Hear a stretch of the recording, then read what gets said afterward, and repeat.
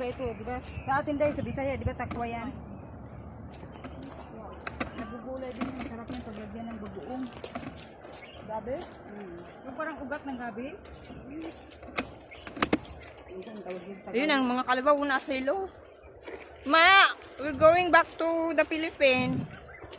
If you come with us, let's get it on. Ayan na yung mga garden ng ano, Philippine ano, mga Philippine food.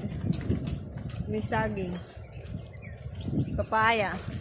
Ayun ho, oh. May pananim sila ditong